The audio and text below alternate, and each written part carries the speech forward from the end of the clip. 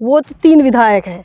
दिलीप बंसोड़ है कांग्रेस की तरफ से, भाजपा और राष्ट्रवादी कांग्रेस ने जो मिलकर दिया, बाबा साहब को वोट दिया, बाबा साहब के हाथी को वोट दिए।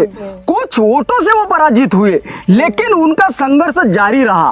कांग्रेस बीजेपी को आज के तारीख में उस समय भी हाथी ने टक्कर दिया, उस समय भी वो पीछे नहीं हटे। उस समय जो अगर पूरे ताकत के साथ में समाज इनके साथ में चल जाता, सर्व समाज के लोग साथ में आ जाते, तो ये हाथी को उस समय भी जिताने के लिए कोई कठिन समय नहीं था। सिंबल तुम्हारा, आदमी हमारा, आदमी हमारा।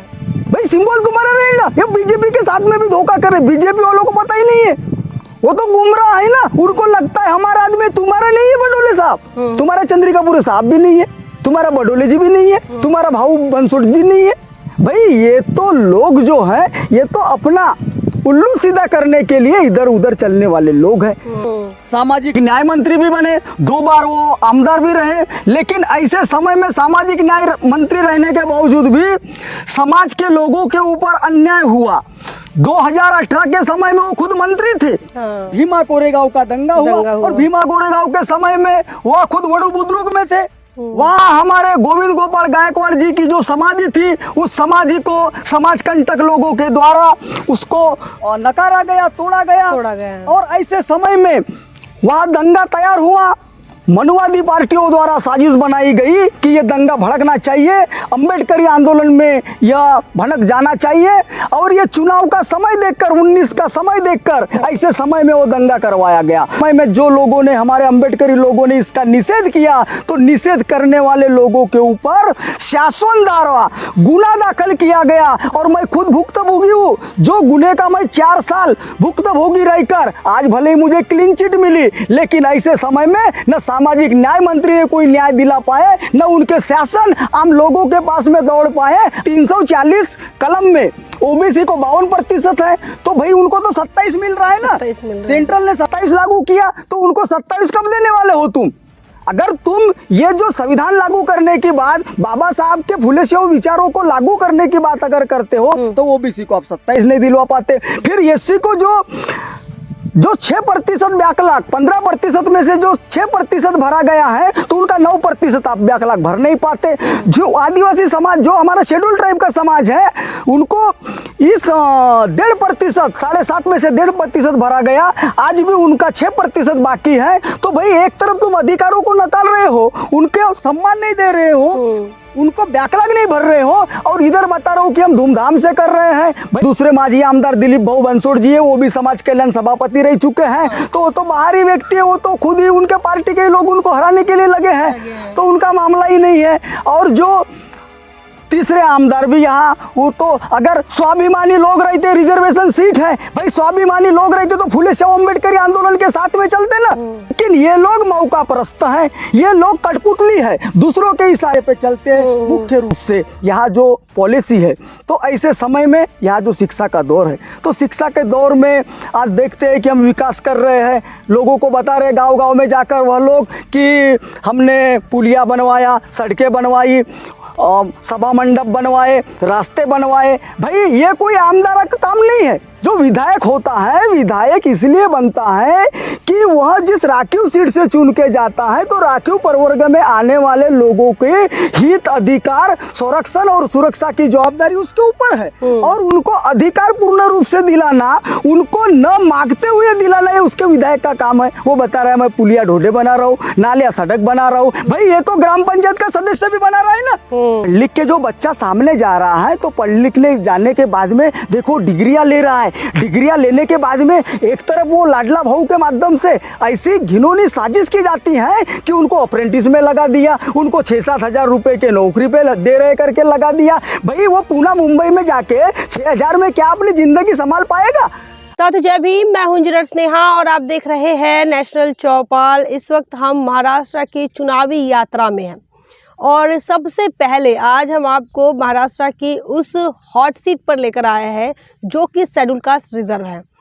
महाराष्ट्र की ये विधानसभा की चुनावी सरगर्मियों में हम आपको उन तमाम जगहों पर लेकर चल रहे हैं जहां पर बहुजन आंदोलन, बहुजन मूवमेंट किस दिशा में है, किस अवस्था में है और वहाँ पॉलिटिकली किस प्रकार से एक्टिविटीज़ चल रही हैं।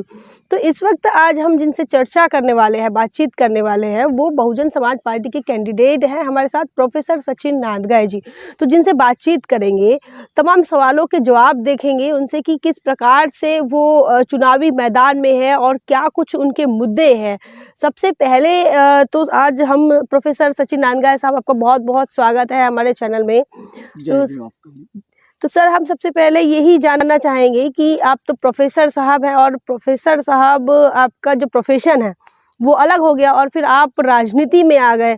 कैसा क्या ये सफ़र रहा प्रोफेसर से लेकर चुनावी मैदान तक?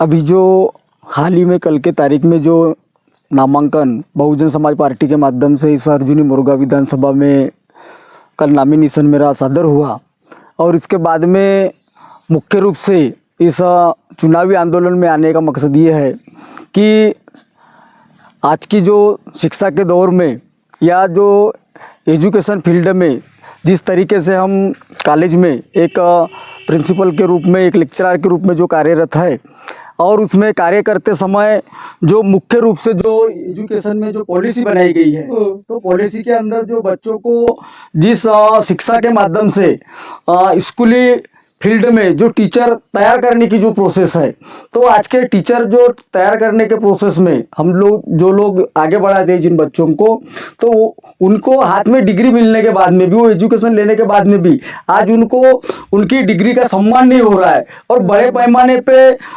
शासन द्वारा जिन जिन लोगों की सत्ता में वो सहभाग हुए, वो सत्ता के माध्यम से ऐसे पढ़े लिखे जो डिग्री धारक जो लोग थे, आज उनको न सम्मान मिल पा रहा है डिग्री को, न उनको रोजगार मिल पा रहा है।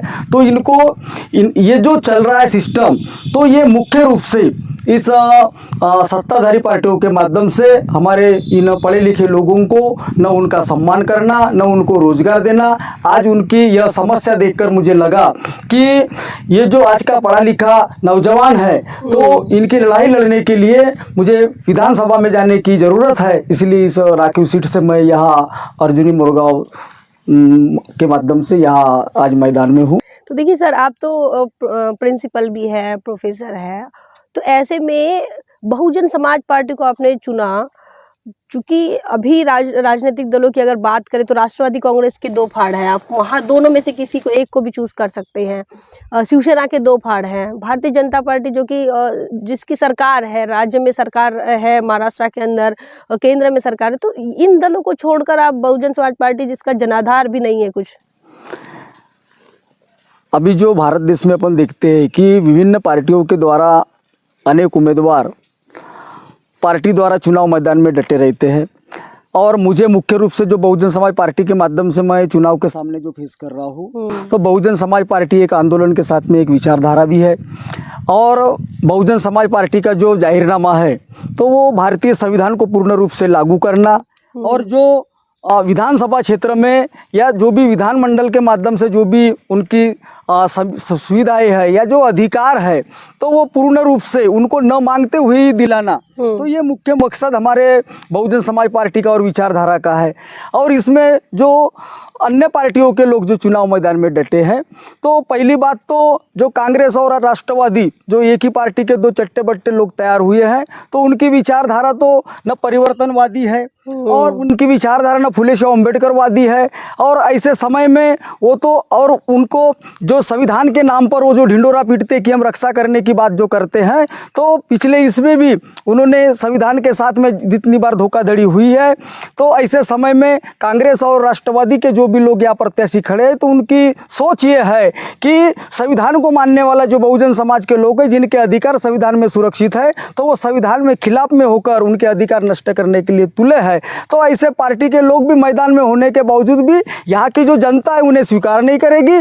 और जो भारतीय जनता पार्टी के माध्यम से भी जो आज के तारीख में यहाँ हमारे प्रतिद्वंदी जो सामने रहेंगे कि उनका राष्ट्रवादी कांग्रेस के साथ में एक गठबंधन है, तो ऐसे समय में उम्मीदवार होने के बाद में भी हम उनकी भी भारतीय जनता पार्टी और जो राष्ट्रवादी की पार्टी की विचारधारा है, भारतीय जनता पार्टी की भी विचारधारा, यह परिवर्तनवादी न होने के साथ में, आम आदमी का विकास न होने के साथ में, तो ये चीज़ें के सब देखने के बाद में भी हमें लगा कि फुले शाह अम्बेडकर विचारधारा यह और भारतीय संविधान को पूर्ण रूप से लागू करने के लिए हमें इस विधानमंडल में जाने के लिए यह अर्जुनी मोरगांव से हमने नामांकन सादर किया है। और ऐसे रूप में इन दोनों पार्टियों के साथ में बहुजन समाज पार्टी पूरे मजबूती के साथ में सामने आएगी। और ये पार्टियों उनका जो चेहरा है, जो नकाब है, ये इनका पर्दाफाश करते हुए समाज में लोगों को प्रेरित करके इस आंदोलन में उनको साथ में लाएंगे। तो सर, जैसा कि आपने कहा कि बहुजन समाज पार्टी सामाजिक आंदोलन है, तो इसका मतलब आप काफ़ी समय से बहुजन समाज पार्टी से जुड़े हैं। तो क्या कैसा सफ़र रहा बसपा से जुड़ने का? किस उम्र में आप रहे कि जब आपको बसपा पता चली, या फिर मूवमेंट से आपका जो जुड़ाव बना, क्या कुछ ऐसा इतिहास है? सर्वप्रथम तो जैसे मैं युवा उम्र में था, उस समय मेरा एजुकेशन जैसी मैं एमए तक जैसी जा पहुंचा, तो एमए के समय में लगभग 1999 के समय में 98-99 के समय में मुझे ये जो विचार है, ये विचार शक्ति, सोच समझ शक्ति जैसी तैयार हुई। तो ऐसे समय में मैं ये फुले शाह अम्बेडकर विचारों को पढ़ना शुरू किया। तो ऐसे समय में पढ़ते पढ़ते समय मुझे, जब मैं साकोली में पढ़ रहा था, तो साकोली में पढ़ते समय मुझे वहाँ हमारे जो बाहर देखा मैंने कि ऐसे कई पॉम्पलेट लगे थे। समय भी मेरे पास था, छुट्टी के दिन थे उस समय।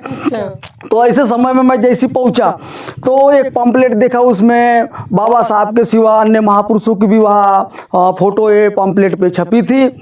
तो और बहुजन समाज पार्टी का भी नाम लिखा था उसमें।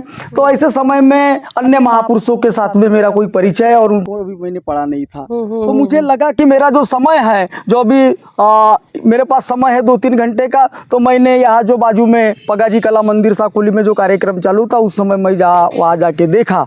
तो वहाँ हमारे जो बड़े भाई थे मनोज जी कोटांगले, इनका कव्वाली का वहाँ कार्यक्रम चल रहा था।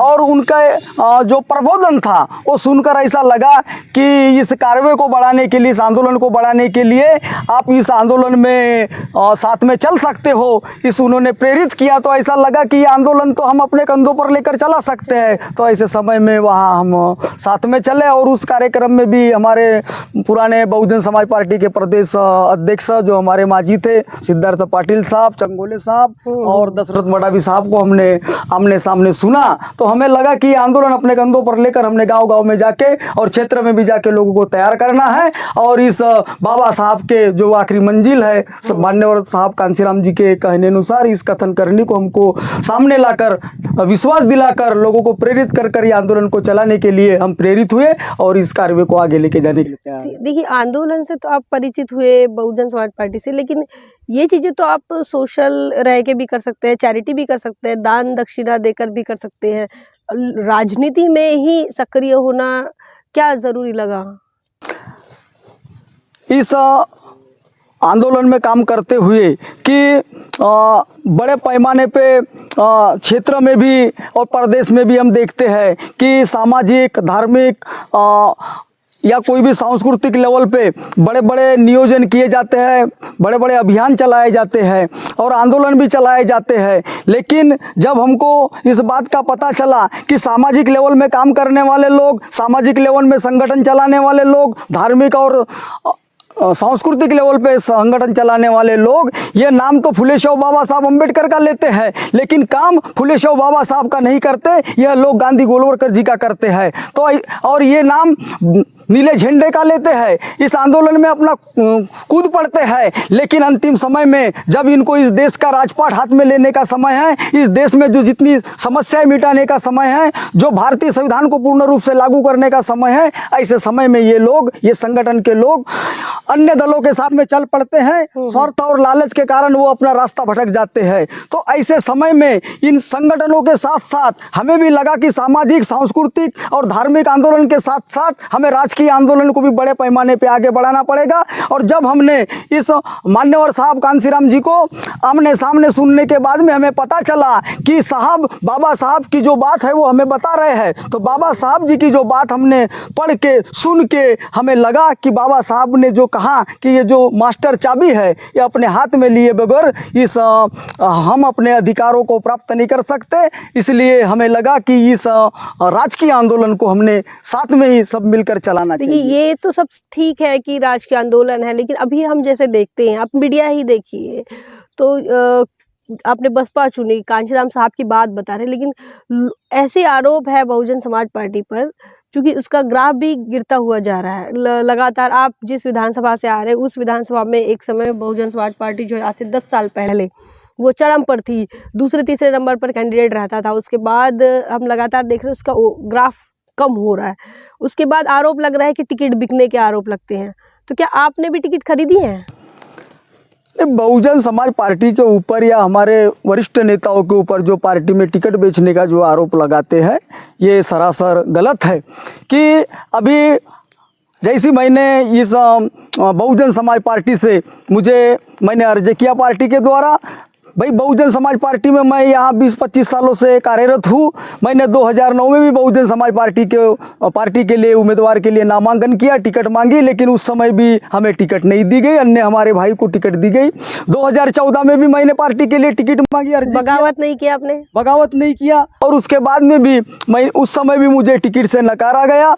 उसके बाद में 2019 में भी मैंने टिकट मांगी तो मुझे टिकट उस समय न देते हुए दूसरे आदमी को भी दिया गया। लेकिन जिस आदमी को टिकट दिया गया उस आदमी के लिए हमने बहुजन समाज पार्टी का हाथी और इस आंदोलन को, इस पार्टी को गांव-गांव तक पहुंचाने के लिए काम किए, जितना वोट मिल सके, जितना आंदोलन चला सके इसलिए काम किए।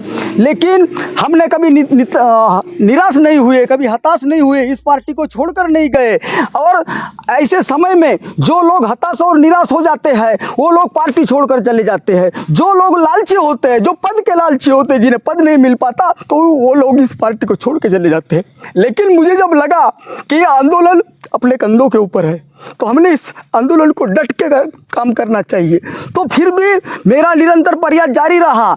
मैं कैडर बेस आदमी के साथ में हमारे मान्यवर लोगों ने भी कहा, अनेक कैडर के माध्यम से भी हम सुनते हैं कि कैडर कभी बिकता नहीं। मैंने कई लोगों को आमने सामने देखा कि कैडर वाले लोग बिक जाते हैं, तो भाई बाबा साहब के साथ में कैसा धोखा हो रहा है। उस समय भी बाबा साहब अम्बेडकर जी ने कहा कि पढ़े लिखे लोगों ने मुझे धोखा दिया, और आज भी अगर पढ़े लिखे लोग धोखा देते हैं, इस आंदोलन को समझ नहीं पाते, तो भाई ये मुकाम कब आखिर हम मंजिल मस्जिद तक पहुँचेंगे। तो ऐसे समय में मैं निरंतर प्रयास मेरा जारी रहा। तो फिर भी मैंने 2024 में इस पूरे क्षेत्र में हर भाई को मिलके, हर समाज को मिलके इस आंदोलन को जारी रखा। 2024 में भी मैंने नामांकन किया तो हमारे सम्माननीय, हमारे पार्टी के सम्माननीय राष्ट्रीय अध्यक्ष सम्माननीय बहन जी के माध्यम से आशीर्वाद देकर हमें प्रदेश अध्यक्ष सम्माननीय एडवोकेट सुनील जी डोंगरे साहब, हमारे जिला कमेटी, प्रदेश कमेटी और विधानसभा के सभी सहयोगी साथियों के साथ में हमें इस टिकट के माध्यम से आशीर्वाद प्रदान हुआ। और इसलिए हम यहाँ पार्टी के साथ में चल पड़े हैं और पार्टी के साथ में कभी धोखा नहीं कर सकते। तो बड़ी जिम्मेदारी आपके पास है और बहन जी ने भी विश्वास दिखाया है। तो अब आपकी तो जो सामना है, आपका जो सामना होगा वो तो 3 विधायक हैं। दिलीप बंसोड़ है कांग्रेस की तरफ से, भाजपा और राष्ट्रवादी कांग्रेस ने जो मिलकर दिया, तो उसमें भी जो राजकुमार बडोले हैं, तो पहले ये लोग मंत्री भी रह चुके हैं इनकी सरकार में, राज्य में। और जो तीसरा कैंडिडेट है मनोहर चंद्रिकापुरे के बेटे हैं, तो वो भी विधायक रहे पिछले बार। तो 3 विधायक है जिनके बैकग्राउंड में उनके साथ आपकी लड़ाई है, तो कैसे सामना करोगे? एक तो बहुजन समाज पार्टी और फिर आप एक प्रोफेसर साहब और उधर 3 विधायक हैं, क्या कुछ सोचा है आपने?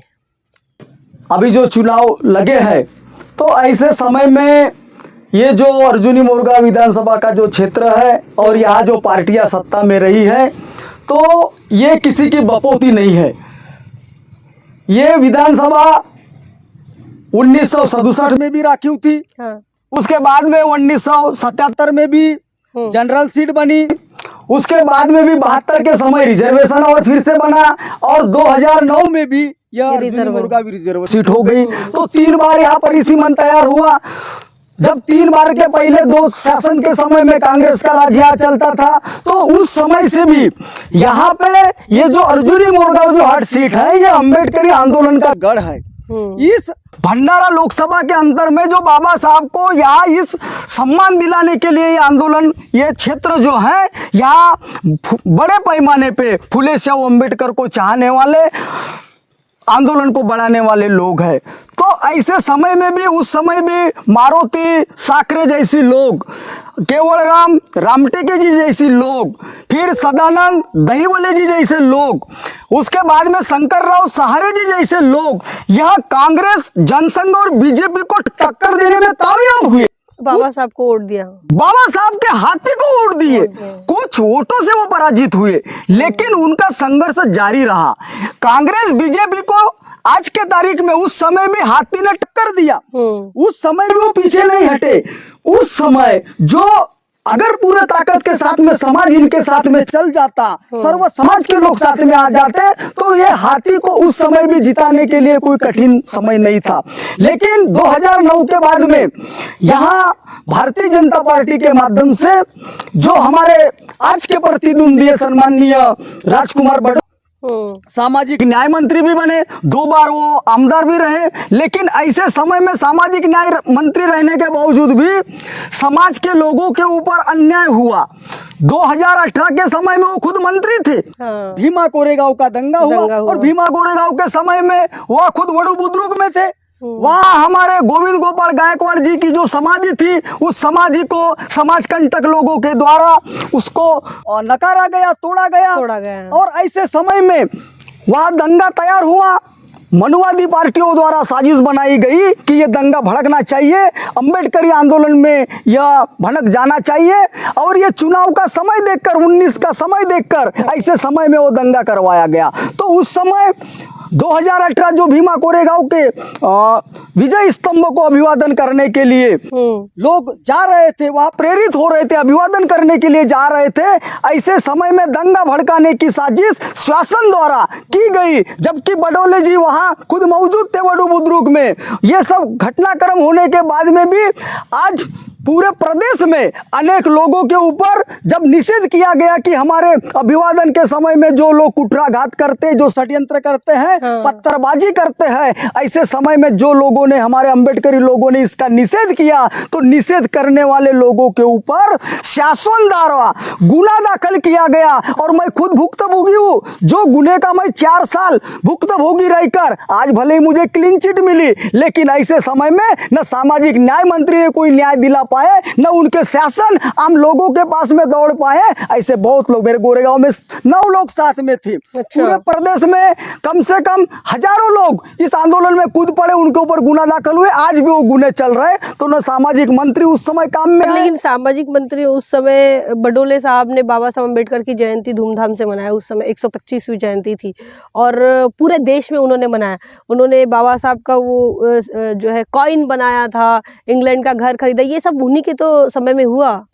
नहीं, वो तो शासन द्वारा जो ये प्रोसेस बता रहे, आज भी बता रहे हो कि हम घर घर संविधान लागू कर दिया। तो भाई तुमने संविधान लागू किया तो एजुकेशन पॉलिसी में प्रस्तावना रखकर तुम उनको भारतीय संविधान की जो चीजें वो बताते क्यों नहीं? भाई भारतीय संविधान में तो जो अधिकार है कि 340 कलम में ओबीसी को 52% है, तो भाई उनको तो 27 मिल रहा है ना।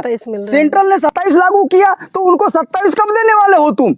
अगर तुम ये जो संविधान लागू करने के बाद बाबा साहब के फुले शाह विचारों को लागू करने की बात अगर करते हो, तो ओबीसी को आप 27 नहीं दिलवा पाते। फिर एससी को जो 6% बैकलॉग, 15% में से जो 6% भरा गया है, तो उनका 9% आप बैकलॉग भर नहीं पाते। जो आदिवासी समाज, जो हमारा शेड्यूल ट्राइब का समाज है, उनको इस 1.5%, 7.5 में से 1.5% भरा गया। आज भी उनका 6% बाकी है। तो भाई एक तरफ तुम अधिकारों को नकार रहे हो, उनके सम्मान नहीं दे रहे हो, उनको बैकलॉग नहीं भर रहे हो और इधर बता रहा हूँ कि हम धूमधाम से कर रहे हैं। भाई ये जो ढिंडोरा जो नाटक है, अभी आपने देख लिए कि सुप्रीम कोर्ट ने जो आदेश दिया, सुप्रीम कोर्ट ने आदेश देने के बाद में जाति वर्गीकरण करवाया, क्रीमी की हट लगाई। तो भाई ऐसे 131 खासदार तो देश में है SC ST के, तो एक भी खासदार की ताकत नहीं हुई। बोल नहीं रहे हैं, न उन्होंने रास्ते पर आए, न कभी उन्होंने घेराव किया, न कभी संसद में आवाज उठाई। और खुद उनके नेता कहते हैं कि भाई आरक्षण संविधान हमारे लोगों ने दिलवाया, राहुल गांधी बाबा तो साहब ने नहीं तस्वीर दिया। लेके घूम रहे, राहुल गांधी संविधान और बाबा साहब की फोटो लेके घूम रहे थे। नहीं, तुम फोटो लेके घूम रहे हो, जय भीम का नारा लेते हो, तो भाई आज तुम्हारे मुंह से तुम्हारे लोग ही कहते हैं ना, तुम्हारे खड़गे जी ने बात रखी कि वही आरक्षण नेहरू जी और गांधी जी ने दिया है। तो भाई एक तरफ तुम कुटराघात कर रहे हो, लोगों के साथ में धोखेबाजी कर रहे हो, और ऐसे समय में तुम रक्षा करने की बात करते हो, और अभी संसद में एक आवाज नहीं उठा पाए। तो ये जो मिली जुली इनका जो षड्यंत्र है, ये षड्यंत्र का पर्दाफाश होगा। जनता इस इनके चेहरे को पहचान चुकी है, और ऐसे समय में ये लोग यहाँ पूरे तरीके से पूरे जो रण मैदान है इसमें बहुजन समाज पार्टी पूरे सक्षम रहेगी। क्या मुद्दे हैं आपके बहुजन समाज पार्टी के, और आपके किन मुद्दों को लेकर आप समाज में जा रहे हैं अब? भाई समाज में तो अभी मैं जा रहा हूँ कि पार्टी की एक साथ में विचारधारा है, और भारतीय संविधान पूर्ण रूप से लागू करने के लिए हम समाज, हर समाज के तबके में जा रहे हैं। चाहे कोई भी समाज का हिस्सा हो, हर समाज के लोग ये बहुजन समाज का अंग है।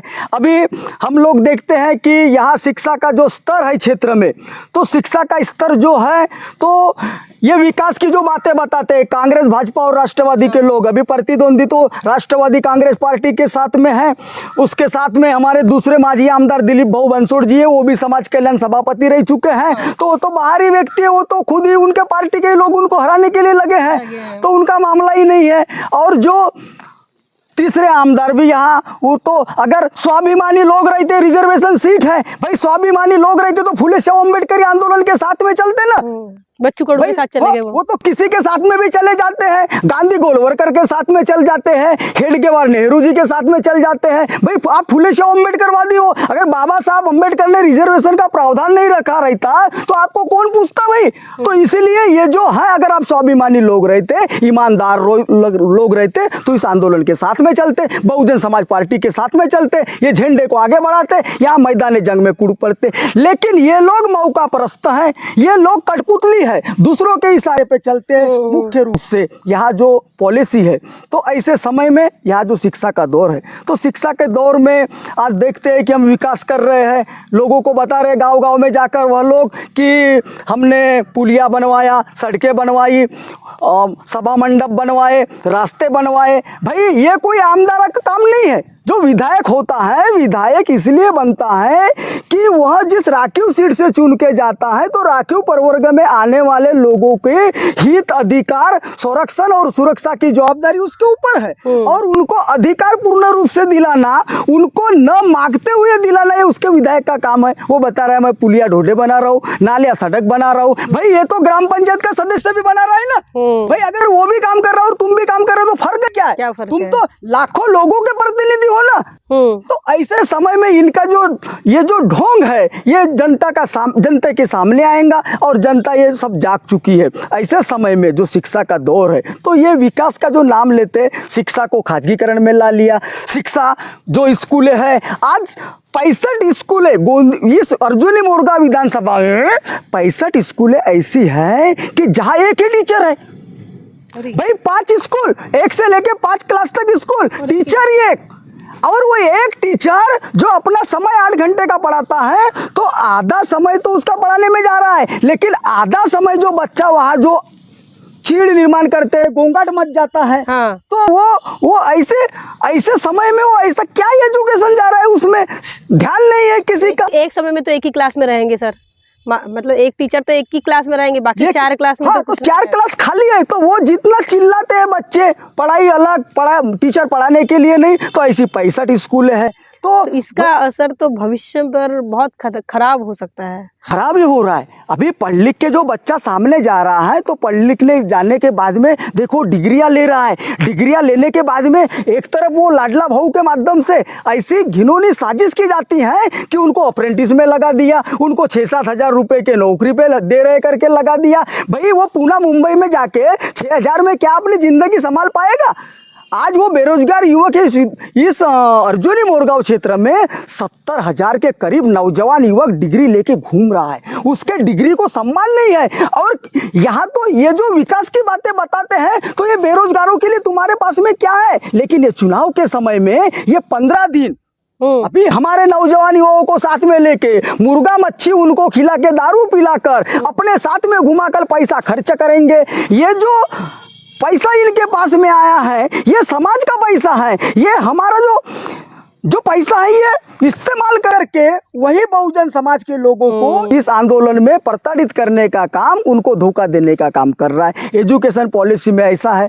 आरोग्य के इसमें आप देख पा रहे हो कि जो स्वास्थ्य की सुविधा है, कोई अर्जुनी मुर्गा विधानसभा में इतने बड़े बड़े मंत्री हो गए, आमदार हो गए, कई सालों से क्षेत्र चल रहा है, लेकिन एक भी ऐसा हॉस्पिटल बड़े लेवल पे बन नहीं पाया। कोरोना काल में अनेक लोगों को गोंदिया में, नागपुर में, कई लोग तो प्रदेश छोड़कर अन्य प्रदेशों में चले गए, वहाँ देहांत हो गया उनका, उनको कोई यहाँ सुविधा नहीं मिल पाई। भाई आप डेवलपमेंट की बातें करते हो तो एक हॉस्पिटल नहीं है। वो अभी भरनौली राजौली के तरफ रहने वाला जो आदमी है किनारे पे, हाँ भाई वो लोग गोंदिया आते आते उनको हॉस्पिटल में शाम हो जाती है। उनको कोई सर्टिफिकेट बनाना है, कलेक्टर साहब से मिलना है, तो उनको आने के लिए कम से कम 150 किलोमीटर का अंतर पार करके आना पड़ रहा है। तो भाई ये प्रावधान तो वहाँ होना चाहिए था। तो ये जो स्वास्थ्य के साथ में भी उनका धोखा चल रहा है। तो अब अच्छा, ये जो विकास की बात कह रहे हैं, तो इसमें रोजगार को भी आपने डिनाई कर दिया कि इन्होंने रोजगार नहीं दिया, स्वास्थ्य नहीं दिया, और शिक्षा में भी इनका काम सही नहीं है। तो इनका जो विकास है ये सड़क बिजली पानी यही है, ऐसा ही आपका कहना है? अच्छा, तो अब आपका क्या सोचना है कि आप किस मुकाम पर, किस विकास की किस परिभाषा को लेकर आप लोगों को बता रहे हैं? बहुजन समाज पार्टी का क्या कहना है इसमें? एक बात और भी मैं कहना चाहूँगा कि रोजगार के माध्यम से जो अर्जुनी मुर्गा विधानसभा में जो ढिंढोरा पिटाया जाता है कि हमने ऐसा किया, इस तरीके से विकास किया। भाई रोजगार के मामले में इतना बड़ा क्षेत्र है, 3.25 लाख का यहाँ मतदार है, बड़े पैमाने पे जनसंख्या होने के बाद में, और यहाँ खेती करने वाले लोग ज़्यादा पैमाने पे हैं, मजदूर लोग हैं। आज हम देख पाते हैं कि ये विधानसभा में पिछले 20-25 सालों से ऐसा कोई किसी की ताकत नहीं हुई, कोई ऐसा आमदार और खासदार नहीं बना कि इस क्षेत्र में, इस अर्जुनी मोरगांव क्षेत्र में MIDC की जमीन उन्होंने अधिग्रहित कर ली है। अच्छा। लेकिन वहां उद्योग नहीं बना पाए, इंडस्ट्री नहीं खोल पाए। तो भाई बेरोजगार पढ़ लिख के नौजवान युवाओं को रोजगार कहाँ मिलेगा? भाई तुमने तो कुछ भी नहीं कर पाए। तो रोजगार के साथ में उन्होंने धोखाधड़ी करने का काम किया।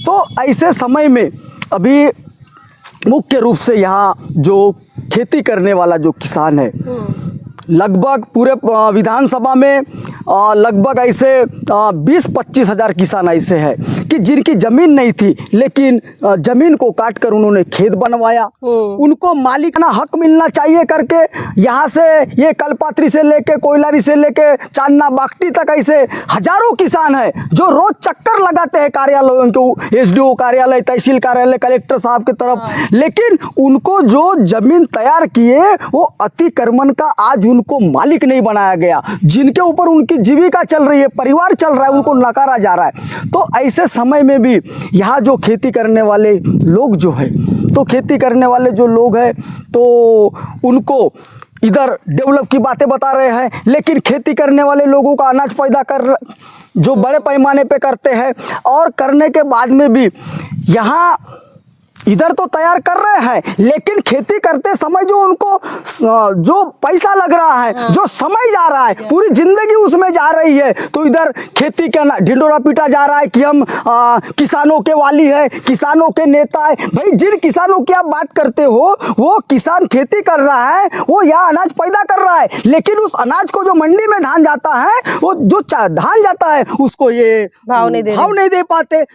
यही लोग कल तक के, यही भारतीय जनता पार्टी के लोग, यही आमदार, यही मंत्री और ये माजी आमदार भी, यही लोग मोर्चे करते थे कि उस समय हम तुमको 3200 रुपये धान का 1 कुंटल का भाव देंगे। अरे यहाँ तुम 2500 रुपये में लूट रहे हो। अच्छा, वो बिचौली भी तो रख रहे हैं बीच में। तो अब कई बार तो जहाँ पर सरकारी धान्य सेंटर केंद्र है वो बंद रहते हैं और फिर उनके बिचौली खरीद लेते हैं कम पैसे में। ये भी ऐसे भी मामले देखे जा रहे हैं। नहीं, वो तो इसमें मुख्य रूप से क्या चल रहा है कि ये धन्ना सेठ लोगों की मंडियां चल रही है, और ये जो बड़े बड़े गोडाउन जो दिख रहे हैं धानों के, व्यापारी लोगों के, व्यापारी लोग हैं भाई, वो धान सूख रहा है करके किसानों को मार रहे हैं यहाँ पे। तो ऐसे समय में इधर तो जो एमएसपी कानून लागू होना चाहिए वो दे नहीं पाते। तो लेकिन अब उनकी तो काफ़ी सारी योजना भी है कि लोगों के कल्याण के लिए, जिसमें कि उज्ज्वला गैस मुफ्त में दिया, राशन भी दे रहे हैं, अब तो लाडली बहन भी चल रहा है। तो ये कितना असर करेगा? ये तो असर करेगा ना। आप जिस क्षेत्र में रहते हो वो तो SC/ST बाहुल क्षेत्र है, तो उसमें ये योजना असर करेगी। तो ऐसे में तो भाजपा, या फिर अभी भाजपा ने तो यहाँ राष्ट्रवादी के साथ यहाँ पैक्ट है, तो राष्ट्रवादी तो उनके फेवर पे ज़्यादा नहीं लग रहा है? नहीं, ये योजना जो है हर नागरिक, हर हमारी महिलागण, हर आदमी, हर मतदार जान चुका है। भाई आप 1500 रुपये दे रहे हो, तो 1500 रुपये देने के बाद में भी आज वो 1500 रुपये हमारे महिलाओं को पूर्ण नहीं रहे हैं। भाई जिन महिलाओं को भारतीय संविधान के तहत 50% महिलाएं यहाँ नौकरी में होना चाहिए, उनको रोजगार होना चाहिए, वो उनको डेवलप ना करते हुए ये देने के नाम पर हम तुमको कुछ तो भी दे रहे हैं। तो इस आशा दिखाकर, लालच दिखाकर वो वोट मांगने का जो ढिंडोरा पीट रहे हैं। लेकिन वो महिलाएं जानते हैं, वो सभी समाज के लोग जानते हैं, मतदार जानते हैं कि देखो कल तक के हमारे मनोहर चंद्रिकापुरे जी यह सत्ता पक्ष के आमदार थे। उस समय उनके प्रतिद्वंदी राजकुमार बडोले जी थे, वो चुनाव हार गए थे। पहले तो 2 बार चुनाव जीते थे, फिर उस समय हार गए थे 2019 में, तो एक मेक के विरोध में थे। फिर उसके बाद में उनकी सत्ता चली गई चंद्रिकापुरे जी की, तो वो जाने के बाद में फिर क्या हुआ, कांग्रेस भाजपा, राका भाजपा एक हो गए, शिवसेना, दोनों दुश्मन साथ में आ गए। भाई जनता पहचान रही है, जो जनता समझ रही है बेटे कल तक के हम इनको मतदान किया, वोट किया, तो ये अलग नहीं है, ये एक ही है, ये हमको धोखा दे रहे, वो हो गए साथ में। फिर उसके बाद में क्या हुआ, अभी चुनाव का समय हो गया, उनके गठबंधन के तहत उनको यहाँ की सीट भाजपा को नहीं मिल पाई, तो वो भाजपा को न मिलने के कारण बडोले जी राष्ट्रवादी में चले गए, और उनको बता भी दिया उन्होंने कि सिंबल तुम्हारा, आदमी हमारा। भाई सिंबल तुम्हारा रहेगा। ये बीजेपी के साथ में भी धोखा करे, बीजेपी वालों को पता ही नहीं है, वो तो गुमराह है ना, उनको लगता है हमारा आदमी तुम्हारा नहीं है बडोले साहब, तुम्हारा चंद्रिकापुरे साहब भी नहीं है, तुम्हारा बडोले जी भी नहीं है, तुम्हारा भाऊ बंसोड़ भी नहीं है। भाई ये तो लोग जो हैं, ये तो अपना उल्लू सीधा करने के लिए इधर उधर चलने वाले लोग हैं। तो इनको ये जो यहाँ की, अभी तुमने बंसोड़ साहब को भी देख लिए, वो भी हमारे टक्कर में है, लेकिन वो बाहर के आदमी है, पार्सल कैंडिडेट है, नकार दिया गया है उनको। और ऐसे समय में उनको भी यहाँ जो मतदार है, पहले कांग्रेस में थे, फिर राष्ट्रवादी में आ गए, फिर अलग तरीके से, और अन्य लोग भी। अब हर उम्मीदवार को लग रहा है मैं जीत रहा हूँ, कोई कन्फर्म ऐसी आमदार नहीं है इस चुनाव में कि वो बता सके मैं चुनाव जीत रहा हूँ। भाई अभी का जो माहौल है, मतदार वही है, लेकिन उस मतदार के तरफ सभी पार्टी के लोग जा रहे हैं। भाई मतदार ये जान रहा है कि अपना कौन है, अपने घर का कौन है, अपने हित के लिए लड़ने वाला कौन है, ये जानेगा। अच्छा, ईवीएम को लेकर कुछ है शंका? नहीं, ईवीएम के लिए जो शंका कुशंकाएं है तो मुख्य रूप से अभी हमने पूरे देश में देखते हैं, प्रदेश में भी देखते हैं और क्षेत्र में भी देखते हैं, तो बड़े बड़े नेता कहते हैं कि भाई ईवीएम के साथ में धोखेबाजी हो गई। लेकिन बहुजन समाज पार्टी का ये कहना है कि ईवीएम का जो मुद्दा है तो ईवीएम के साथ में उनके जो मास्टरमाइंड के लोग हैं तो कई जगह उनके षड्यंत्र चल सकते हैं ऐसी कि भाई यहाँ से इसको जिताना है, उसको हराना है। हाँ? और ऐसे समय में वो कांग्रेस, भारतीय जनता पार्टी, राष्ट्रवादी तीनों की मिली भगत से, ये सभी के मिली भगत से एजेंडा बनता है उनका। भैया उनके ही लोग बताते हैं ना, वो सुब्रमण्यम स्वामी जी ने उस समय कहा कि हमारे ही लोग थे। उसके बाद में भी और जो पर्दाफाश करते हैं तो फिर उनके नेता बोल नहीं पाते। तो ये उनका मिला जुला प्रोग्राम। अब ये जो है ईवीएम का मामला, भाई प्रशासन लगा है ना, चुनाव आयोग है, उन्होंने कड़ी नजर रखना चाहिए कि ऐसी धांधली नहीं होना चाहिए। चुनाव के समय में तोतियागिरी होती है, 144-45 धाराएं चलती है, तोतियागिरी बूथ में उनके लोग चले जाते हैं, आम आदमी को डरा देते हैं। तो दोनों तरफ से अगर वो बैलेट से भी चुनाव हो या मशीन से भी चुनाव हो तो यही प्रक्रिया डरा धमका के। लेकिन इस समय यहाँ की जनता, उम्मीदवार अकेला रहता, जो मतदार है वो अकेला रहता है, उम्मीदवार बहुत रहते हैं, लेकिन उम्मीदवार का चेहरा बेनकाब हो गया है क्षेत्र में कि वो पहचान चुकी है कि इस बार परिवर्तन की लड़ाई होगी, स्वाभिमान की लड़ाई होगी। भाई सर्व समाज के लोग, अभी जो गोवारी समाज का हमारा जो समाज है, बड़ा समाज, तो उन समाज को अधिकार नहीं दिला पाते, जो लोहार समाज है उनको अधिकार नहीं दिला पाते। भाई वो कई सालों से उनकी समस्याएं चल रही है, तो भाई तुम तो सत्ता में रहे हो ना, कब उनको दिलवा रहे हो? तो वो भी समाज, सर्व समाज के लोग इस बार सोच रहे हैं कि भाई ये जो काम है तो इस बार परिवर्तन की लड़ाई होगी। और परिवर्तन की लड़ाई में कल बहन जी का ट्वीट आया और उसमें बहन जी ने एक बात कही कि बहुजनों की जब राजनीतिक शक्ति है, इसको कांग्रेस भाजपा के जो लोग हैं वो एक खतरा मानते हैं, ये बहन जी ने कहा। और उपवर्ग आरक्षण का भी मामला बहन जी ने कल उठाया।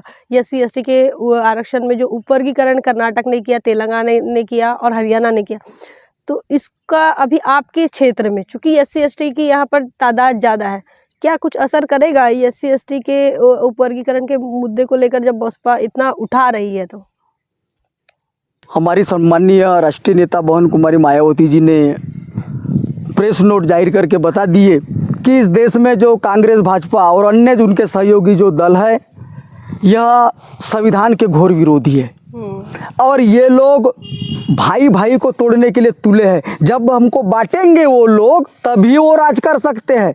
तो ये पॉलिसी के तहत उनको मालूम है, लेकिन बहन जी ने इनका पर्दाफाश कर दिया। हमारी प्राथमिक जिम्मेदारी है कि हम विधानसभा क्षेत्र में आज के तारीख में जो लोग हमारे प्रतिद्वंदी है, जो अपने आप को यहाँ के तुर्रम खा मानते हैं, जो विकास की बातें करते हैं, तो वो लोगों को चेहरा बेनकाब हो गया है। वो हम जैसे पब्लिक में जाते हैं कि भाई ये लोग जैसे कर्नाटक में या अन्य प्रदेशों में उनको जाति वर्गीकरण का उन्होंने वो कमेटियां बना ली, लागू करवा लिए, तो भाई वो तो महाराष्ट्र में भी होगा, क्षेत्र में भी लागू होगा। लेकिन ये जो नकली नेता है, ये जो नकली लोग हैं, जो अपने आप को फुले शाह अम्बेडकरवादी कहते हैं, अभी नीला गमछा लेके, कल वो इधर दूसरे भी दिखते हैं उनके गमछे और नीला झंडा लेके भी घूमते हो। भाई तुम अगर फुले शाह अम्बेडकरवादी हो तो तुम्हारे गले में अन्य झंडे क्यों दिखते हैं, क्यों गमछे पहनते हो? लेकिन ये जो वर्गीकरण का, इस वर्गीकरण के ऊपर इन यहाँ के स्थानिक जो प्रतिद्वंदी है, जो हमारे साथ में मुकाबला जिनका होगा, उनका चेहरा बेनकाब हो गया। वो इस विषय पर कोई बोल नहीं पाते और जनता जाग चुकी है कि ये नकली लोग हैं, ये हमारी सुरक्षा नहीं कर सकते, सर्व समाज की रक्षा नहीं कर सकते, ये अधिकार नहीं दिला सकते, क्योंकि उनको मालूम है हमारे बच्चों का भविष्य खतरे में है।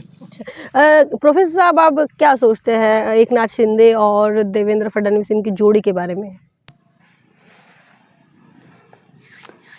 अभी चुनाव के समय या जो भी इनका चला, तो ऐसे समय में शिंदे साहब और जो फडणवीस जी है, तो भाई बड़े पैमाने पे हम देखते हैं कि ये लोग जो साथ मिलकर भाई अपने आप को जो बताते हैं कि हम सर्व समाज के साथ में चलेंगे, लेकिन इन लोगों की पॉलिसी अलग अलग है। और फडणवीस जी का जो प्लान है तो वो तो शिंदे जी को अपने बगल में लेके एक अपना एजेंडा चलाना।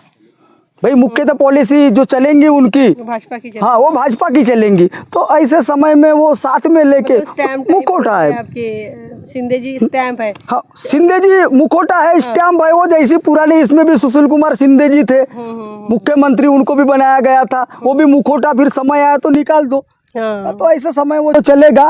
तो लेकिन यहाँ की जनता जो है वो बहुजन समाज पार्टी को एक आशा भरी तरीके से देख रही है। मल्लिकार्जुन खड़गे के बारे में क्या सोचते हैं प्रोफेसर साहब? नहीं, खड़गे साहब तो उनके पार्टी के नेता है और दलित है। दलित तो दो दलित अपने आप को कहते हैं, भाई दलित तो दबा है ना, तो दबे की आवाज दबा हुआ आदमी ही चलाएगा। भाई दबा हुआ आदमी तो दूसरे के कैद में है, बोल नहीं पाते। तो भाई अगर आप इतने वर्षों से उस पार्टी में संघर्ष कर रहे हो, ताकत लगा रहे हो, और वहां तो आप मूक बधिर हो, बोल नहीं पाते। भाई जाति वर्गीकरण का मामला आया, क्रिमिलेयर का मामला आया, तो आपके मुंह से एक शब्द नहीं निकला। बाबा साहब अम्बेडकर जी ने खुद कहा कि ये लोग जो है, यह लोग मौका परस्त लोग है, यह लोग कठपुतली है, इनका आका जब कहेगा तभी ये लोग मुंह खोल पाते हैं। तो उनके सामने बात ये अलग बताते हैं और पब्लिक को अलग बताते हैं। लेकिन 75 सालों के बाद में, आज़ादी के बाद में लोग जान रहे हैं अभी ये दारू पैसा ये क्षेत्र में, विधानसभा में जितने भी लोग पर चुनाव मैदान में डटे हैं, मुख्य रूप से भाजपा और राष्ट्रवादी का जो गठबंधन है, उधर कांग्रेस से जो उम्मीदवार मैदान में है, तो और जो प्रहार से भी है, ये लोग अगर पैसा दारू ये बांटना बंद कर दे, क्यों पिला रहे पता ही नहीं, क्यों खिला रहे पता नहीं। हमारे वोटर को मैं रिक्वेस्ट करूंगा कि भाई 15 दिन आप टाइट करो, चिंतन करो कि ये लोग हमें क्यों दे रहे। आज 15 दिन हमको खिलाएंगे पिलाएंगे, साथ में चलवाएंगे गाड़ी पर, लेकिन 15 दिन हम अगर अपने आप को राजा समझेंगे तो 4.25 साल हमको उनकी गुलामी झेलना पड़ेगा। तो ये मतदार जान रहा है, अगर ये दारू पैसा बांटना बंद कर दे तो एक भी अम्बेडकरी समाज का आदमी, एक भी बिरसा मुंडा जी को मानने वाला आदमी, एक भी बहुजन समाज का आदमी इनको वोट नहीं करेगा, क्योंकि वो अपने हक अधिकारों की लड़ाई लड़ेगा। और वो लड़ना नहीं चाहिए करके ये दारू पैसा बांटने का काम करते। सर राहुल गांधी के बारे में क्या सोच रहे हैं? संविधान लेके घूम रहे हैं वो। अभी राहुल जी गांधी जो है, तो उनका तो बाबा साहब के समय से भी, महात्मा फुले जी के समय से भी पूर्व इतिहास भी उनका रहा है कि उस समय भी प्यारे लोग ऐसे तैयार किए जाते हैं। भाई संविधान के इतने प्रेमी हो तो भाई अभी तक के 75 सालों क्यों लग रहे हैं? क्यों ये जो देश में समस्याएं हैं, जो कभी कभी ऐसा समय निर्माण हो जाता है आपातकाल का, तो ऐसे समय में आप पूर्ण रूप से इन चीज़ों को, जो आज का जो समय है, वो शिक्षा के पॉलिसी में हो, रोजगार के पॉलिसी में हो, स्वास्थ्य के पॉलिसी में हो, या किसानों के पॉलिसी में हो, हाँ, जो पूर्ण रूप से आप लागू क्यों नहीं करवा पाते?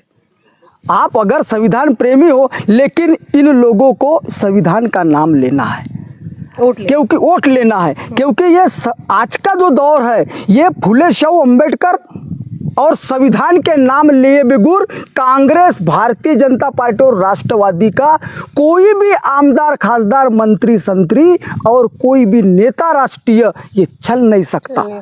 और नाम तो लेते हैं लेकिन काम अपना ही करते हैं, वो फुले शव बाबा का काम नहीं करते। जी, तो हमारे साथ प्रोफेसर सचिन नांदगाय जी थे, जिनके साथ हम बातचीत कर रहे थे। मोरगांव अर्जुनी इस विधानसभा क्षेत्र के वो बहुजन समाज पार्टी के प्रत्याशी है और इस विधानसभा क्षेत्र में कैसी राजनीति है और कैसी रणनीति है, उन तमाम चीज़ों को लेकर बातचीत हम कर रहे थे। साथ ही भाजपा कांग्रेस अभी जो जिस प्रकार से यहाँ रणनीति कर रही है और कैसे SC ST के लोगों को बहकाने का काम करते हैं, SC ST के वोटों को कैप्चर करने के लिए किस किस प्रकार से काम कर रहे हैं, तमाम चीज़ों को रूबरू बताने का काम जो है वो प्रोफेसर साहब ने किया है। इनकी बातचीत को लेकर आप कैसे देखते हैं महाराष्ट्र की इस विधानसभा को, जो कि रिजर्व सीट तो है लेकिन इस रिजर्व सीट से अब तक नीला झंडा बम्बई की विधानसभा पर नहीं पहुंचा है। तो क्या कुछ आपका मानना है, क्या कुछ आपका सोचना है, कमेंट सेक्शन में ज़रूर लिखिए। प्रोफेसर सचिन नांदगाय जी बाबा साहब का हाथी वाला नीला झंडा लेकर निकल पड़े हैं और वो लगातार समाज में काम कर रहे हैं। लगभग 20 से 30 सालों का उनका अनुभव है मिशन मूवमेंट का और इसी उनकी कंसिस्टेंसी को ध्यान में रखकर बहुजन समाज पार्टी ने उन्हें अपना कैंडिडेट भी बनाया है। तो क्या कुछ इन तमाम चीज़ों को लेकर आपका मानना है, सोचना है, कमेंट सेक्शन में ज़रूर लिखिए। बने रहे नेशनल चौपाल पर, तब तक के लिए जय भीम।